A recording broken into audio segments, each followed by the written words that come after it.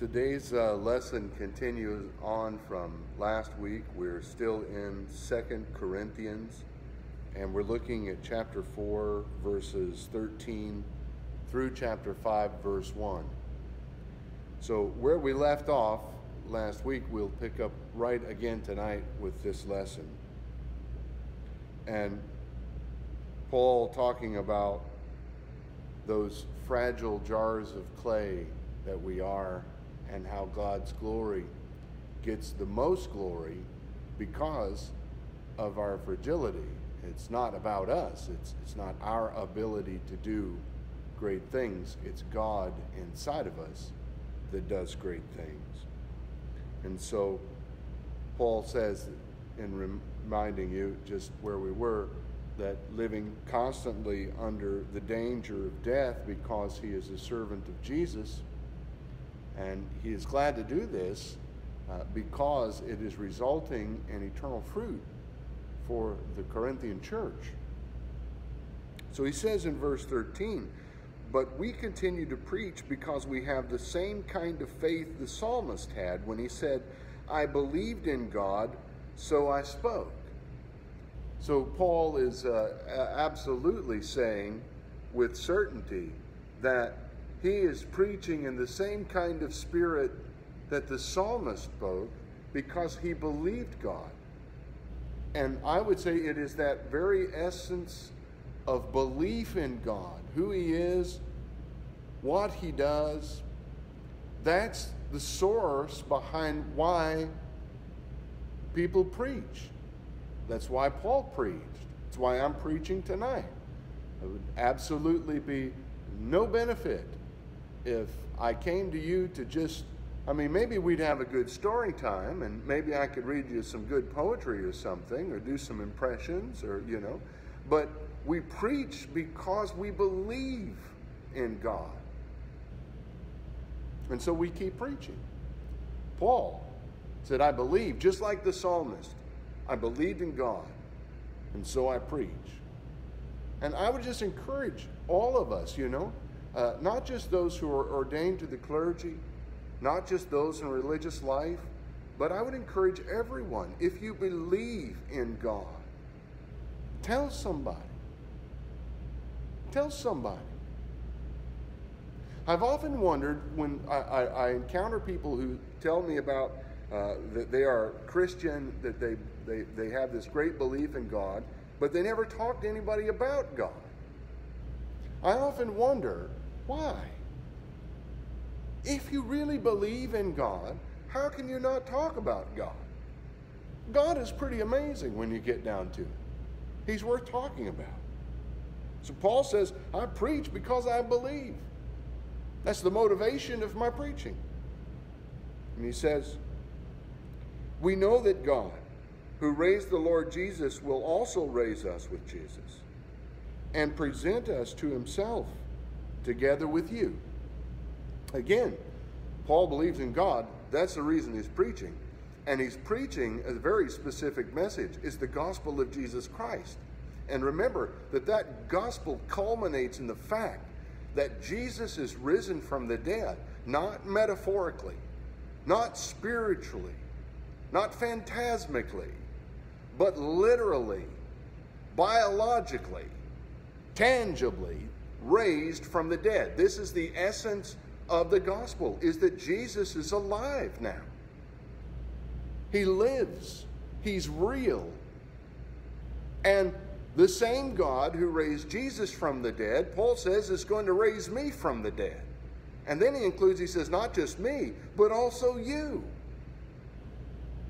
Think about that.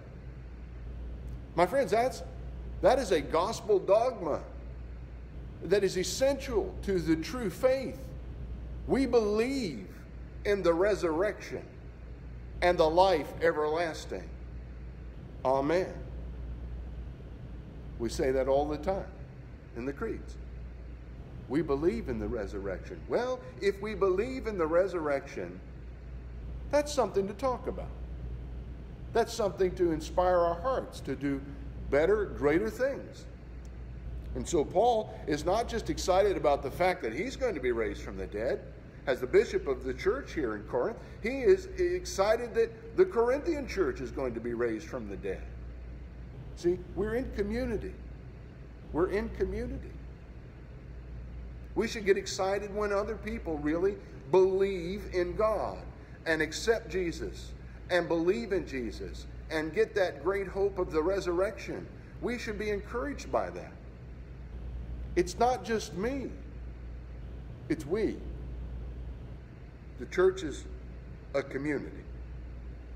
Well, he goes on to say, all of this is for your benefit. And as God's grace reaches more and more people, there will be great thanksgiving, and God will receive more and more glory.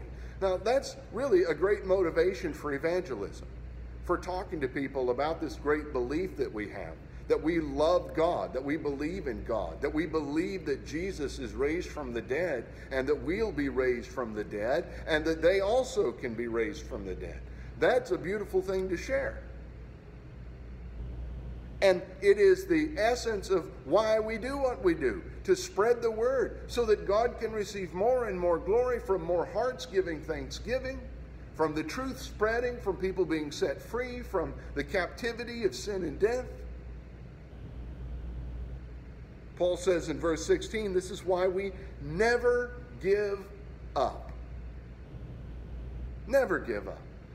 Listen, if anybody had a reason to give up at times, it would have been Paul. All you have to do is just hang in here and read a few chapters later about what this brother went through. But Paul says, I never give up. I never give up. I'll say it again because it's worth of note. Listen, the mark of the Christian life is not how many times you fall, not how many times you get knocked down, not how many times you fail. The mark of a Christian life is that you don't give up. You get back up again. Don't give up. I want to encourage somebody. Don't give up. Paul says, though our bodies are dying, our spirits are being renewed every day. Well, that's true. I can tell you today at almost 45, my body is not what it was at 25. I guarantee it. I know it every day. It talks to me. And I know that every day my body is going into that perishing mode. It is inevitable. No matter how well I take care of it, I know that one day this body is going to go the way of the grave. But my spirit, I continue to learn and I continue to grow in grace and in mercy and in love and in forgiveness. I continue every day. My spirit grows every day while my body starts withering every day. Such is life. That's the human experience. Well, no one is exempt from it, not even St. Paul, because he says that's the case with me. My body is dying, but my spirit is being renewed. Well, in verse 17 he says, for our present troubles are small and won't last very long. Yet they produce for us a glory that vastly outweighs them and will last forever. Paul had trouble. I mean, let's just think about it. Snake bit, shipwrecked, spent a day and a night in the open sea, received 39 lashes from the Jewish authorities, more than a couple of times, faced danger from everyone around him, faced danger from people who said they were his friends and they weren't his friends, faced danger from his own countrymen who turned on him and betrayed him. He faced danger all the time. And one time, to get out of a city, he had to be let down in a basket in the dead of night at the edge of the wall. This guy knew trouble. My troubles. Now, I like to think sometimes I have troubles, and when I'm in the middle of it, it feels like big trouble. But when I think about the trouble of St. Paul, or I think about the troubles of St. Peter, or the troubles of St. John, or the troubles of St. Francis, I look back and think, my troubles, they seem big to me, but in comparison to what the precious saints of the church have had to go through to give us this witness, this message, this love, this mercy, they're really nothing in comparison to them. And even when I think my troubles are the greatest troubles in the world, St. Paul says, my troubles are small and they won't last long.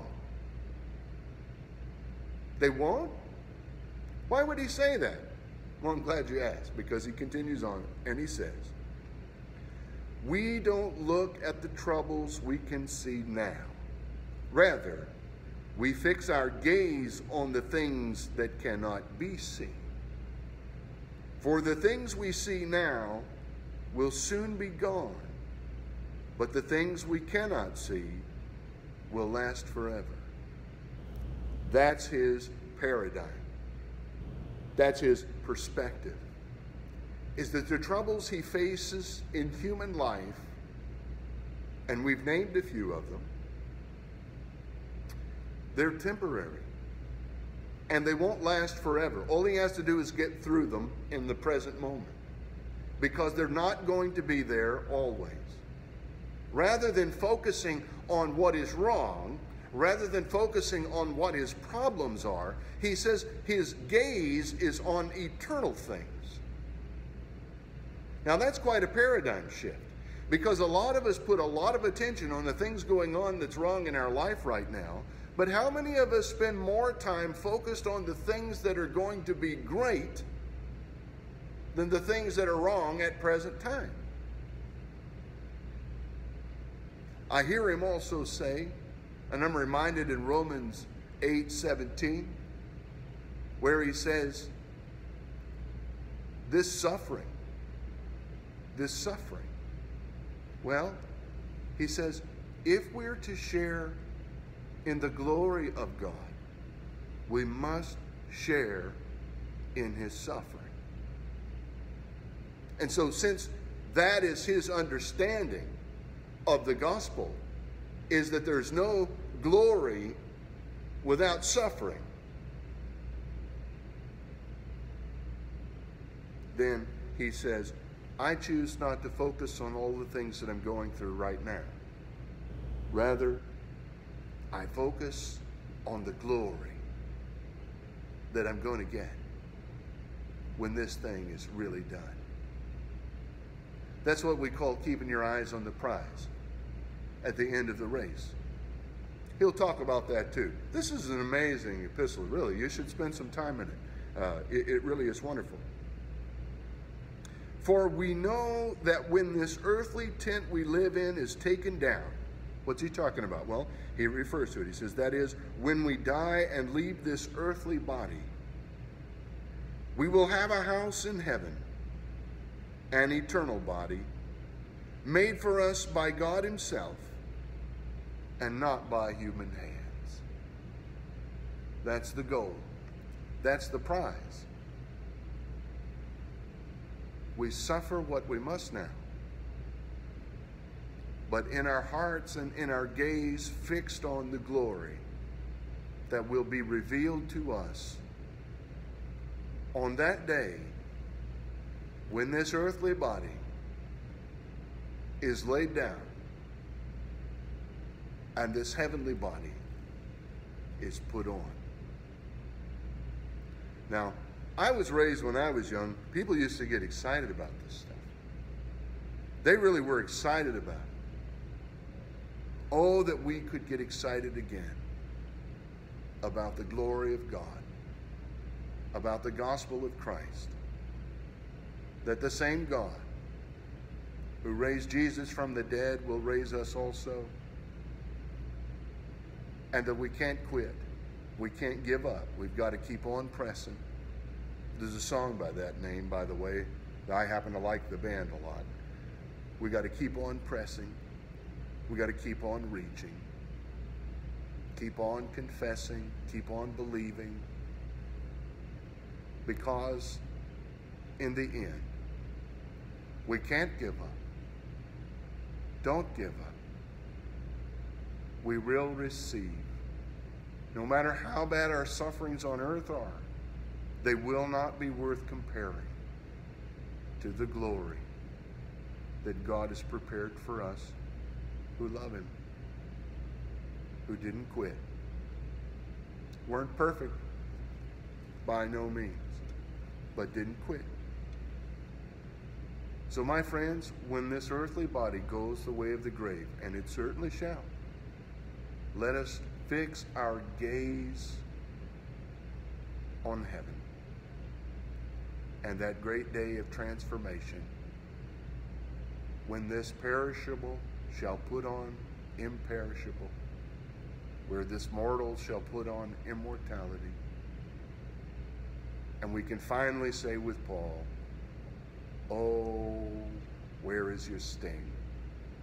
Where was your victory? Thanks be to God. Amen.